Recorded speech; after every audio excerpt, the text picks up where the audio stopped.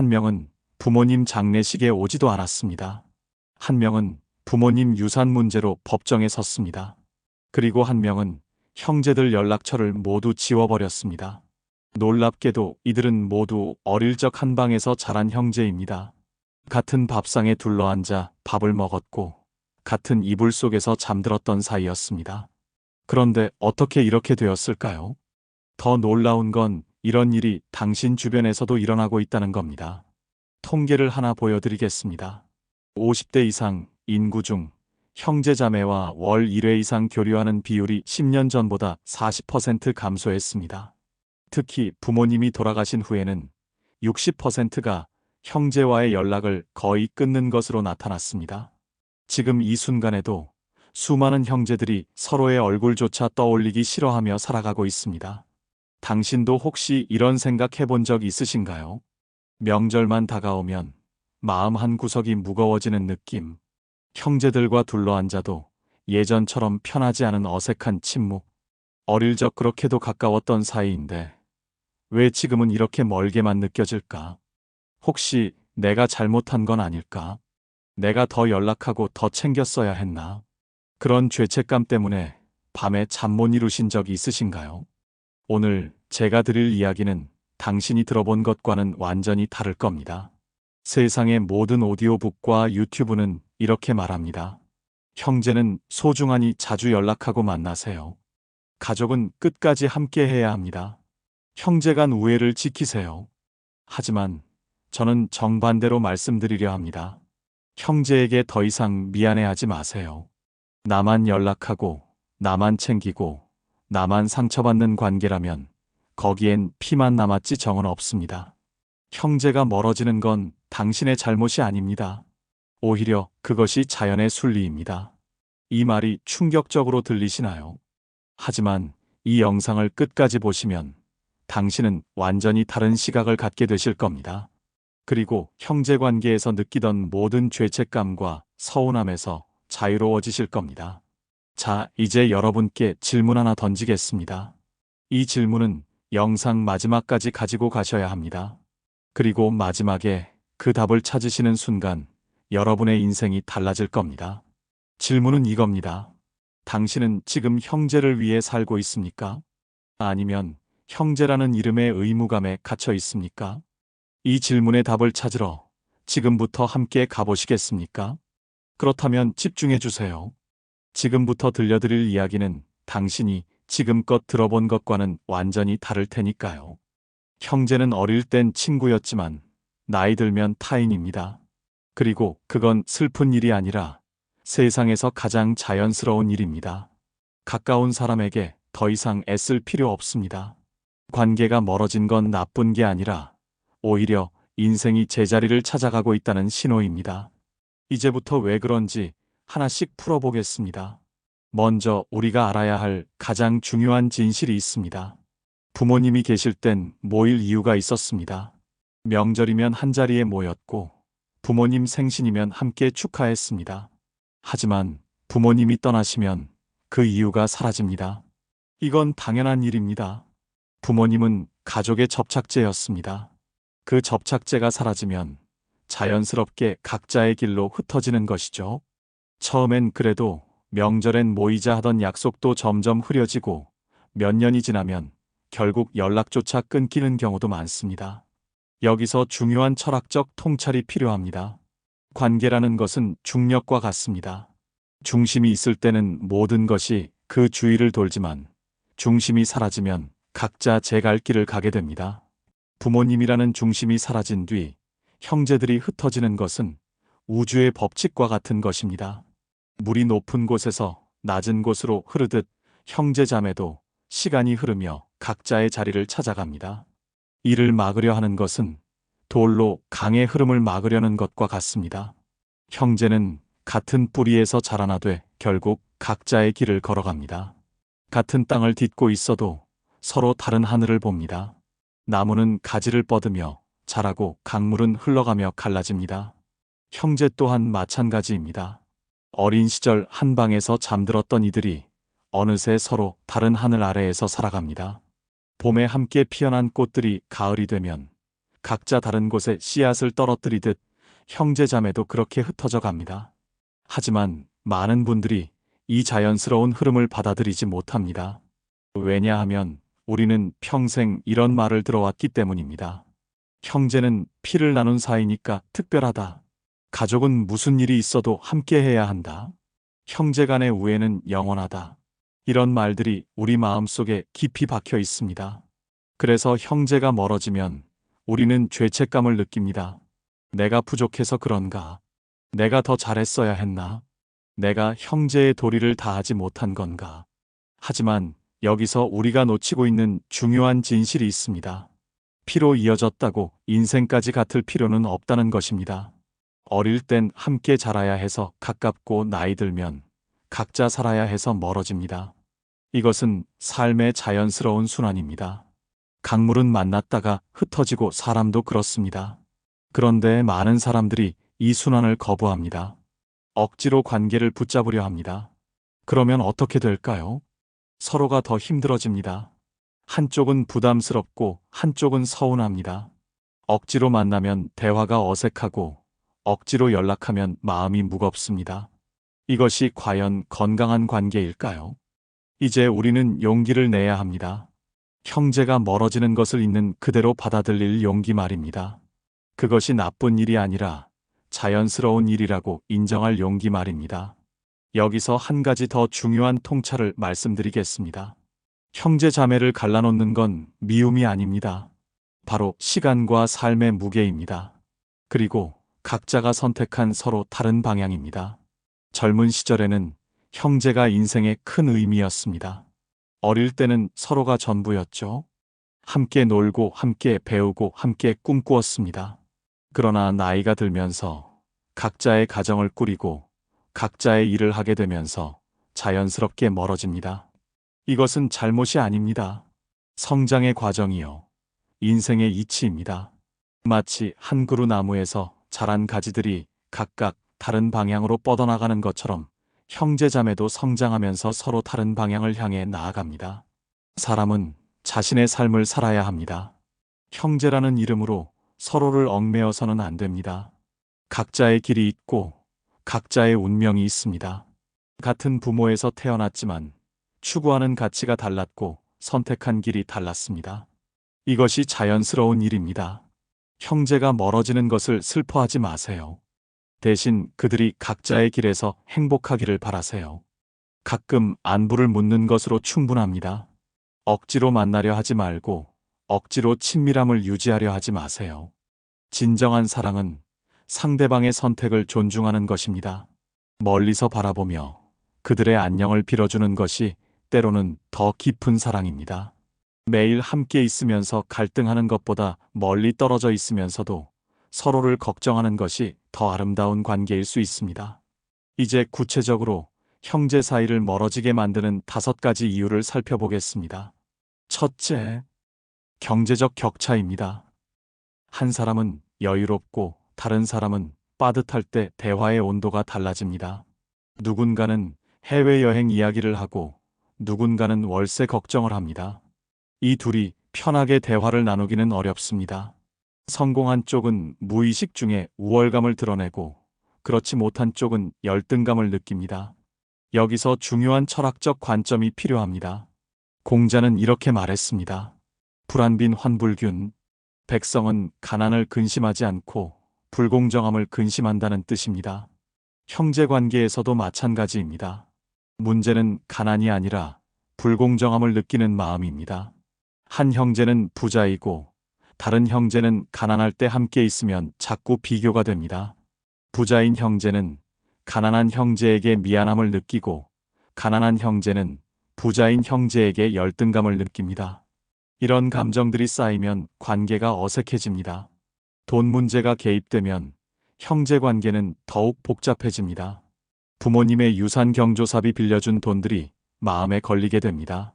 어릴 때는 몇백 원짜리 과자도 나누어 먹었지만 어른이 되면 몇만 원도 따져가며 계산합니다. 이것이 현실입니다.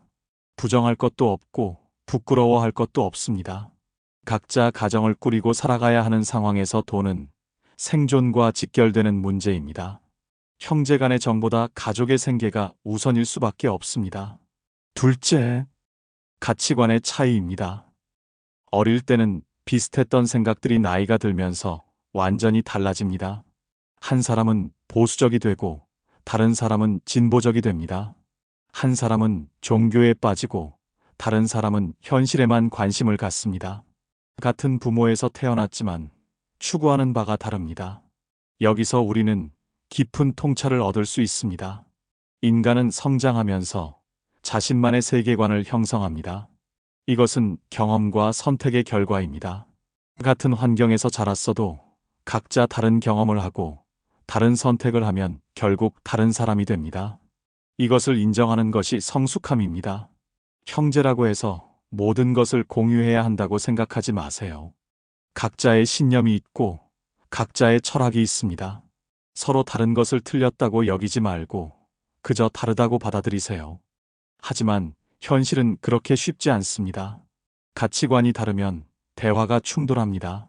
정치 이야기를 하다가 싸우고 종교 이야기를 하다가 언성이 높아집니다. 자녀 교육관이 달라서 서로를 비판하고 인생관이 달라서 서로를 이해하지 못합니다. 이런 충돌이 반복되면 만남 자체가 부담스러워집니다.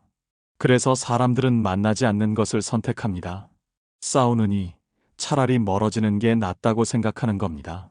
셋째, 비교와 경쟁심입니다.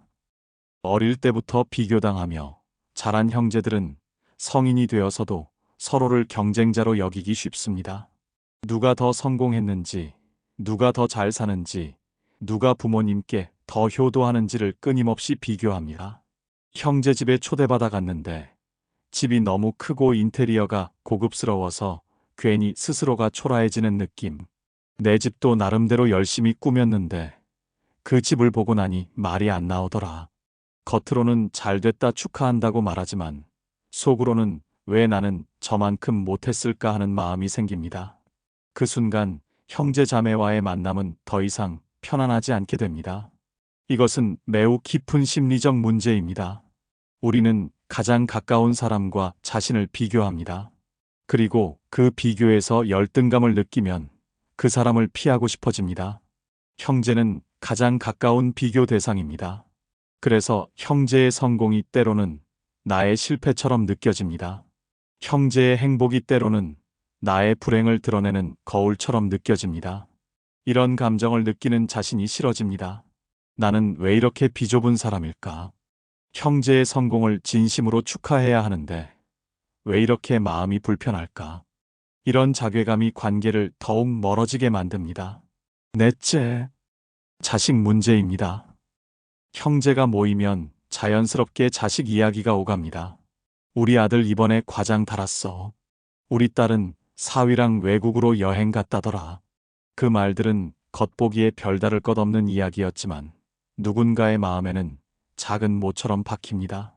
누구는 손자 자랑을 하고 누구는 자식의 결혼 이야기를 꺼냅니다. 그 대화 속에서 자식이 잘 되지 못한 부모는 웃어보려 해도 마음 한 구석이 점점 작아집니다. 내가 왜 형제들 모임을 피하게 됐는지 아세요? 자식 얘기 나오면 그 순간 내가 제일 작아지거든요. 이것은 매우 안타까운 현실입니다. 부모는 자식을 통해 자신의 가치를 평가받는다고 느낍니다. 자식이 잘 되면 내가 잘한 것이고 자식이 못 되면 내가 못한 것이라고 생각합니다.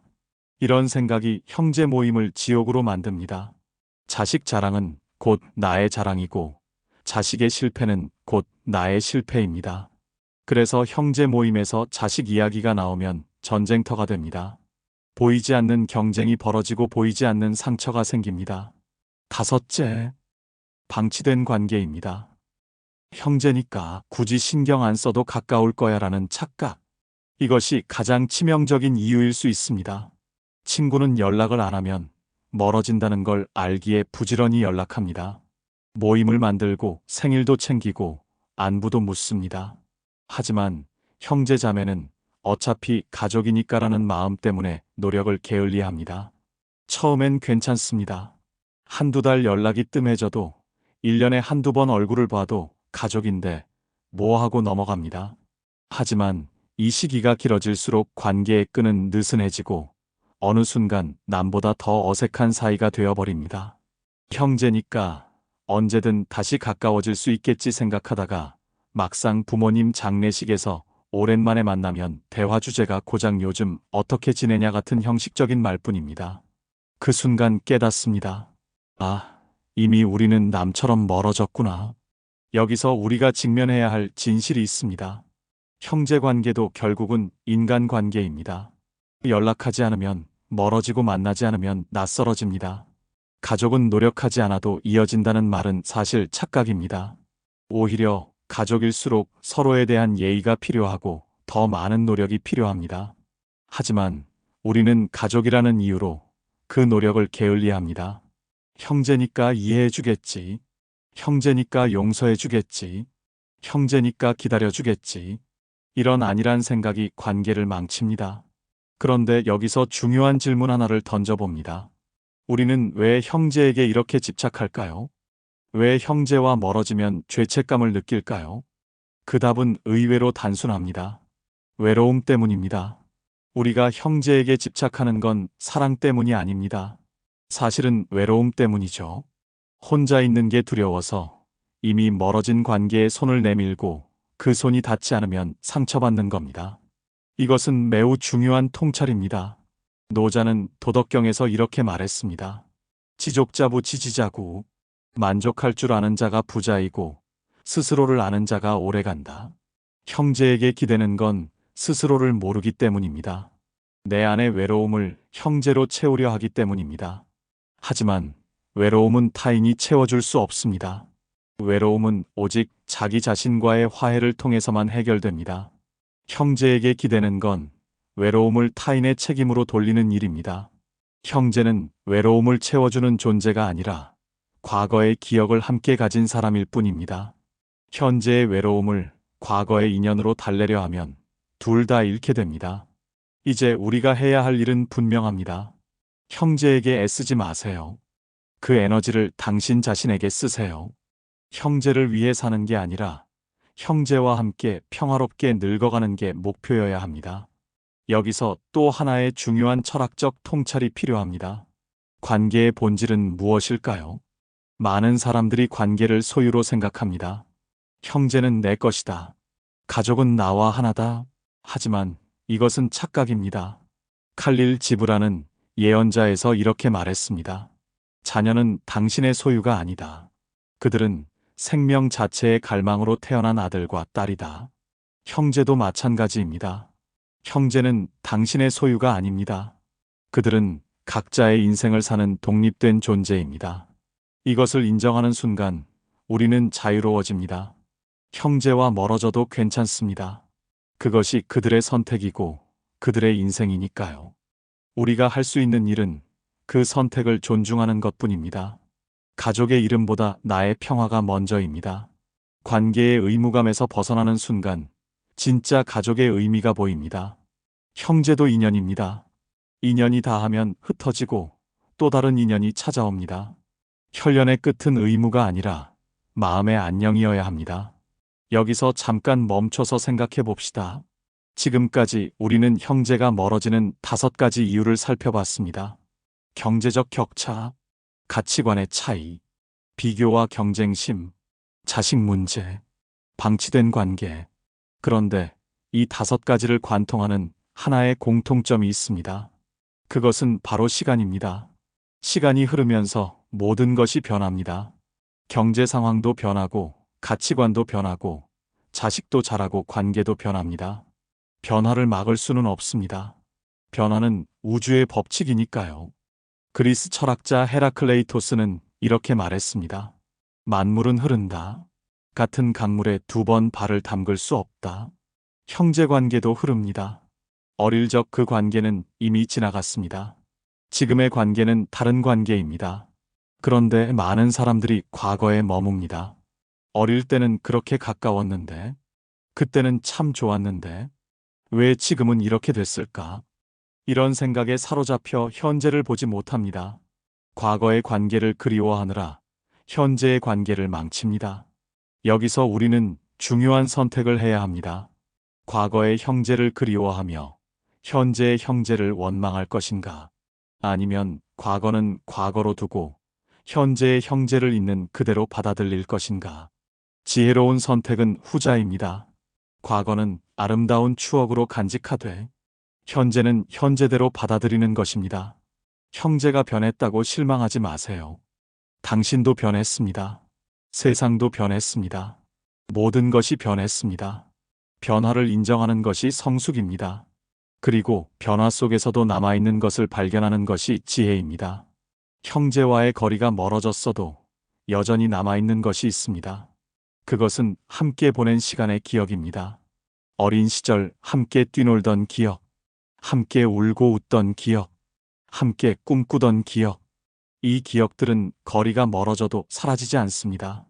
이 기억들이 형제를 형제로 만드는 것입니다. 형제를 놓는다는 건 미움을 끊는 일입니다. 많은 사람들이 오해합니다. 형제와 거리를 둔다는 것을 냉정하다고 생각합니다. 하지만 그렇지 않습니다. 오히려 거리를 두는 것이 진정한 사랑일 수 있습니다. 왜냐하면 거리를 두는 순간 갈등이 줄어들기 때문입니다. 가까이 있으면 자꾸 부딪힙니다. 말 한마디에 상처받고 행동 하나에 서운해집니다. 하지만 거리를 두면 그런 일이 줄어듭니다. 서로의 삶에 간섭하지 않으니 갈등이 생길 이유가 없습니다. 가족에게 가장 좋은 선물은 서로의 인생에 간섭하지 않는 일입니다. 형제를 사랑한다면 붙잡지 말고 각자의 인생을 축복하며 흩어지세요. 붙잡는 관계는 얽히지만 놓아주는 관계는 오래 남습니다. 형제가 남이 되는 건 배신이 아니라 서로를 더 이상 상처 주지 않기 위한 선택입니다. 이것을 이해하면 우리는 자유로워집니다. 형제와 멀어진 것에 대한 죄책감에서 자유로워집니다. 형제가 연락하지 않는 것에 대한 서운함에서 자유로워집니다. 형제를 위해 뭔가 해야 한다는 의무감에서 자유로워집니다. 그리고 그 자유 속에서 비로소 진정한 평화를 찾습니다. 붓다는 이렇게 말했습니다. 집착을 버릴 때 고통도 함께 사라진다. 형제에 대한 집착을 버리세요. 형제여야 한다는 집착. 형제니까 가까워야 한다는 집착. 형제는 영원히 함께 해야 한다는 집착. 이 모든 집착을 버리는 순간 고통이 사라집니다. 그리고 그 자리에 평화가 찾아옵니다. 형제가 멀어졌다고 해서 인생이 외로워지는 건 아닙니다. 오히려 불필요한 갈등에서 벗어나 더 평화로워질 수 있습니다. 지금 내가 지켜야 할 사람은 과거의 형제자매가 아니라 지금 내 옆에 있는 사람들, 그리고 무엇보다 나 자신입니다. 형제에게 쓰던 에너지를 이제 나를 위해 쓰세요. 나의 건강을 위해, 나의 취미를 위해, 나의 행복을 위해. 그것이 이기적인 것이 아닙니다. 그것이 성숙한 것입니다. 자신을 사랑할 줄 아는 사람만이 다른 사람도 건강하게 사랑할 수 있습니다. 형제를 위해 희생하느라 자신을 잃어버린 사람은 결국 형제에게도 좋은 사람이 될 수 없습니다. 왜냐하면 그 희생 뒤에는 늘 원망이 숨어 있기 때문입니다. 나는 이렇게 애쓰는데 너는 왜 그러냐는 원망. 나는 이렇게 챙기는데 너는 왜 안 챙기냐는 원망. 이런 원망은 관계를 독살합니다. 차라리 거리를 두고 각자의 삶을 사는 것이 훨씬 건강합니다. 그리고 가끔 안부를 묻는 정도의 관계로 충분합니다. 억지로 가까운 척하지 않아도 됩니다. 억지로 사랑하는 척하지 않아도 됩니다. 형제가 남이 되는 건 죄가 아닙니다. 그건 인생이 자연의 이치대로 흘러가고 있다는 뜻입니다. 피보다 중요한 건 내 마음의 평화입니다. 억지로 붙잡지 마세요. 진짜 사랑은 놓아줄 때 완성됩니다. 형제에게 더 이상 미안해하지 마세요. 당신은 이미 충분히 사랑했고 그 사랑은 흩어져도 사라지지 않습니다. 형제와의 거리를 인정하는 순간 인생의 평화는 비로소 당신에게 돌아옵니다. 이제 도입부에서 던진 질문을 다시 한번 떠올려 보세요. 당신은 지금 형제를 위해 살고 있습니까? 아니면 형제라는 이름의 의무감에 갇혀 있습니까? 이 질문에 대한 답이 조금씩 보이기 시작하시나요? 아직 완전한 답은 아닐 겁니다. 하지만 영상이 끝날 때쯤이면 당신은 분명한 답을 갖게 되실 겁니다. 그때까지 함께 가보시겠습니까? 지금까지 우리는 형제가 왜 멀어지는지 그 이유를 살펴봤습니다. 이제는 더 깊은 곳으로 들어가 보겠습니다. 형제가 멀어지는 것을 넘어서 왜 그것이 당연하고 자연스러운 일인지, 그리고 왜 우리가 그것에 대해 죄책감을 느낄 필요가 없는지를 말씀드리겠습니다. 먼저 우리가 이해해야 할 것은 관계의 본질입니다. 모든 관계에는 계절이 있습니다. 봄이 있고, 여름이 있고, 가을이 있고, 겨울이 있습니다. 형제 관계도 마찬가지입니다. 어릴 때는 봄이었습니다. 모든 것이 새롭고 함께 자라며 서로에게 없어서는 안 될 존재였습니다. 청년 시절은 여름이었습니다. 각자의 꿈을 키우며 서로를 응원하고 때로는 경쟁하며 성장했습니다. 중년이 되면 가을이 찾아옵니다. 각자 가정을 꾸리고 수확의 시기를 맞이하며 점점 독립적인 존재가 됩니다. 그리고 노년에는 겨울이 옵니다. 각자의 자리에서 조용히 살아가며 서로를 멀리서 바라보게 됩니다. 이것은 자연의 순환입니다. 봄이 영원할 수 없듯이 형제 관계의 친밀함도 영원할 수 없습니다. 하지만 겨울이 나쁜 계절이 아니듯 형제가 멀어진 관계도 나쁜 관계가 아닙니다. 단지 다른 형태의 관계일 뿐입니다. 노자는 이렇게 말했습니다. 천지불인 이만물 위추구, 하늘과 땅은 인자하지 않다. 만물을 지푸로 만든 개처럼 여긴다.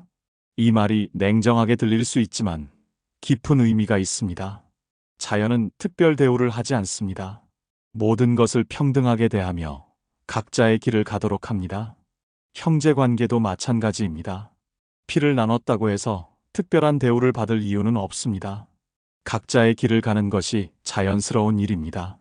이것을 받아들이는 것이 진정한 지혜입니다. 그런데 많은 사람들이 이것을 받아들이지 못합니다. 왜냐하면 우리는 평생 다른 이야기를 들어왔기 때문입니다. 혈육은 특별하다. 가족은 무엇보다 중요하다. 형제는 평생 함께해야 한다. 이런 말들이 우리의 사고를 지배합니다. 하지만 이제는 용기를 내야 합니다. 통념에 도전할 용기, 스스로에게 솔직해질 용기, 진실을 마주할 용기. 그 용기가 있어야 비로소 자유로워질 수 있습니다. 여기서 우리는 또 하나의 중요한 철학적 질문과 마주합니다. 사랑이란 무엇인가? 많은 사람들이 사랑을 함께 있는 것이라고 생각합니다. 자주 만나고 자주 연락하는 것이 사랑이라고 생각합니다. 하지만 진정한 사랑은 그게 아닙니다. 칼릴 지브라는 이렇게 말했습니다. 사랑하되 사랑을 속박으로 만들지 마라. 차라리 영혼의 해변 사이에 출렁이는 바다가 되게 하라. 형제에 대한 사랑도 마찬가지입니다. 함께 있어야만 사랑인 것은 아닙니다. 멀리 떨어져 있어도 서로의 안녕을 바라는 마음.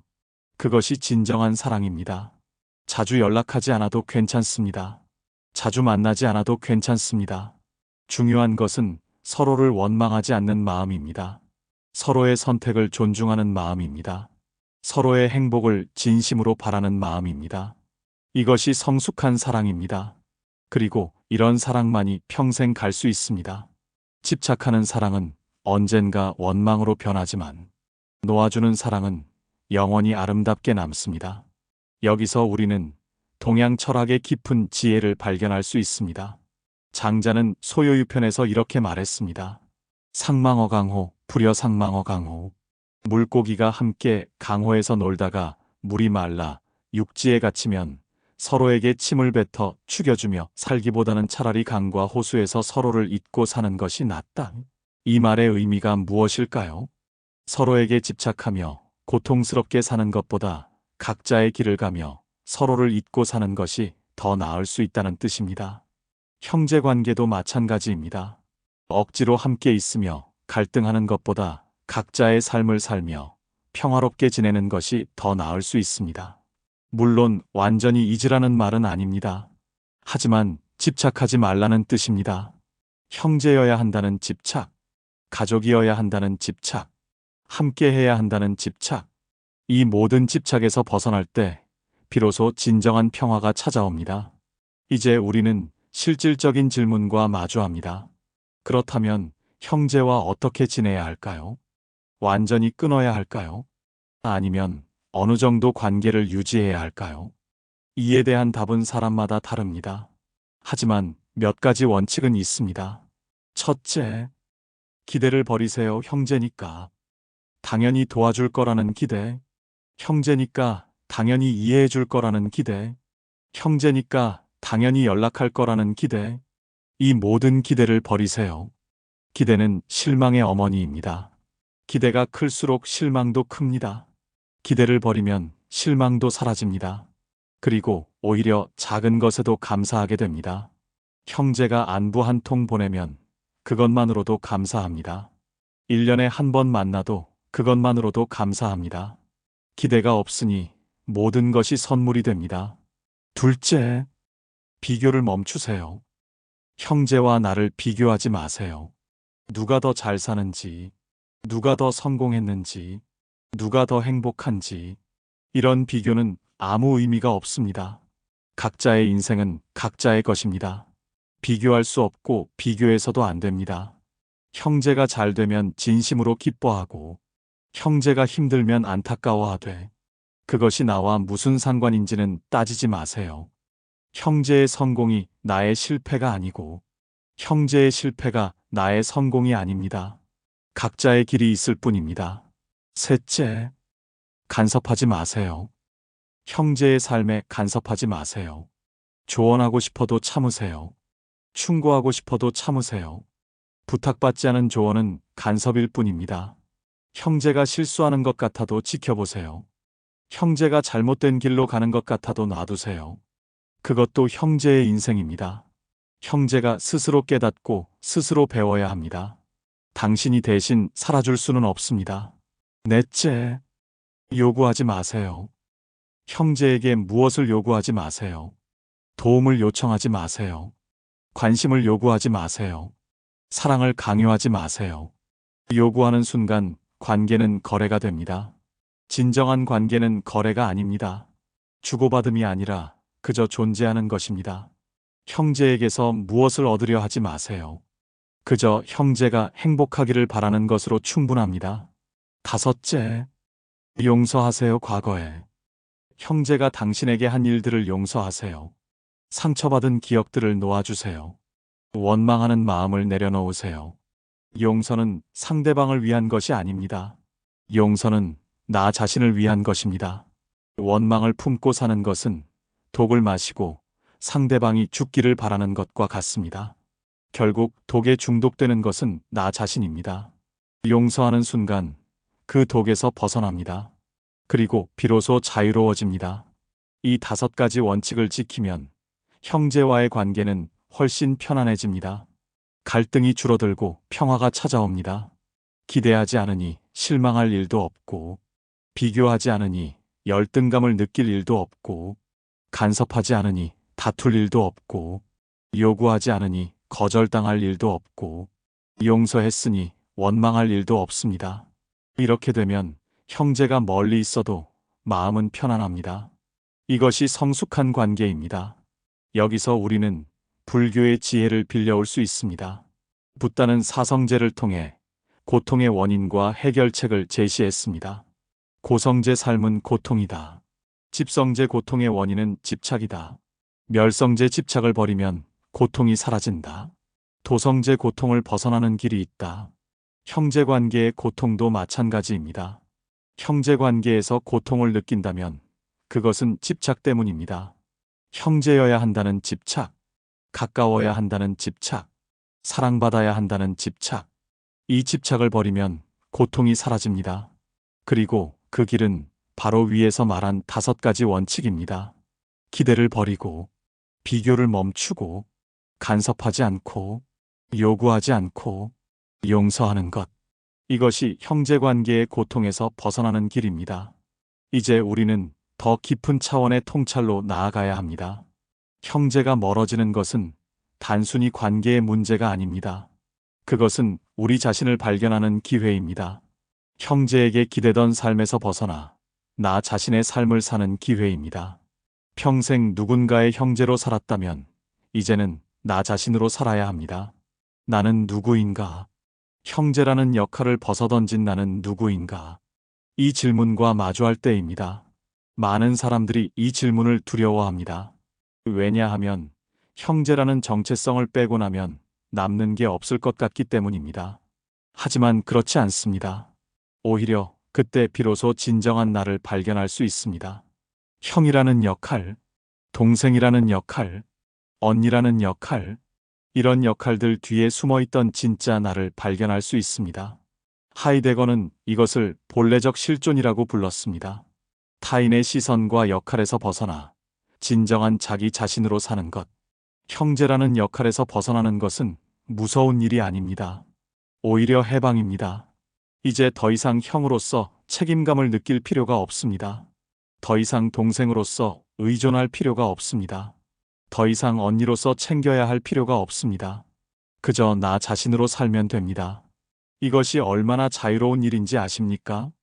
평생 역할을 연기하느라 지쳤던 당신이 이제 무대에서 내려올 수 있습니다.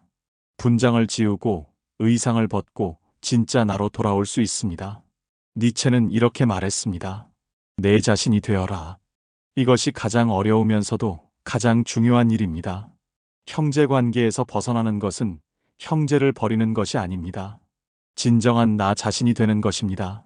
그리고 진정한 나 자신이 될 때 비로소 형제와도 건강한 관계를 맺을 수 있습니다. 역할이 아닌 존재로서, 의무가 아닌 자유로서, 집착이 아닌 존중으로서, 이것이 성숙한 관계입니다. 이제 우리는 처음에 던진 질문으로 돌아갑니다. 당신은 지금 형제를 위해 살고 있습니까? 아니면 형제라는 이름의 의무감에 갇혀 있습니까? 이제 답이 보이시나요? 형제를 위해 산다는 것은 환상입니다.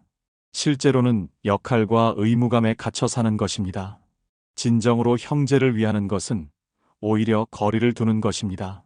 서로의 삶에 간섭하지 않는 것입니다. 각자의 행복을 존중하는 것입니다. 그리고 무엇보다 먼저 나 자신을 사랑하는 것입니다. 나 자신을 사랑할 줄 아는 사람만이 다른 사람도 건강하게 사랑할 수 있습니다. 형제를 위해 희생하느라 자신을 잃어버린 사람은 결국 형제에게도 좋은 사람이 될 수 없습니다.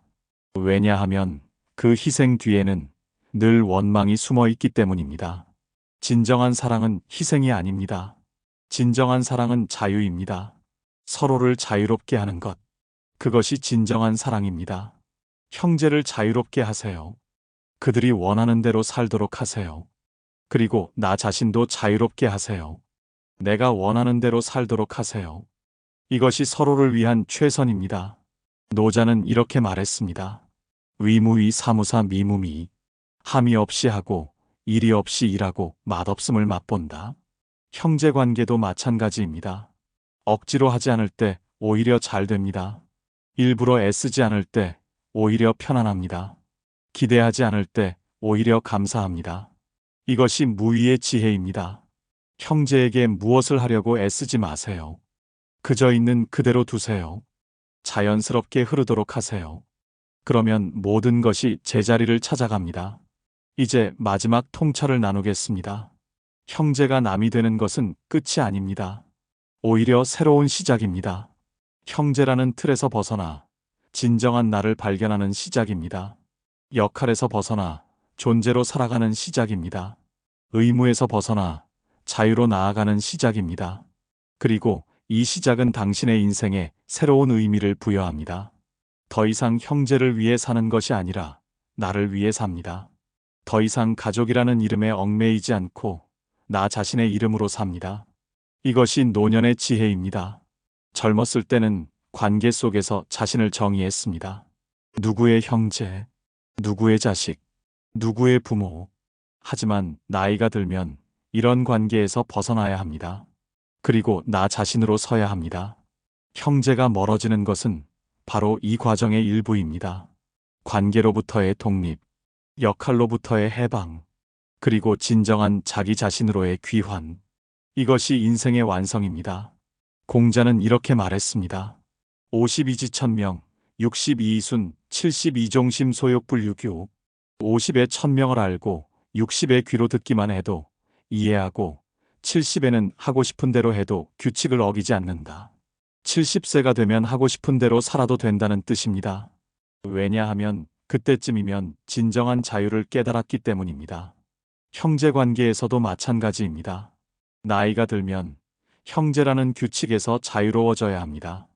형제니까 이래야 한다는 규칙, 가족이니까 저래야 한다는 규칙, 이런 규칙에서 벗어나야 합니다.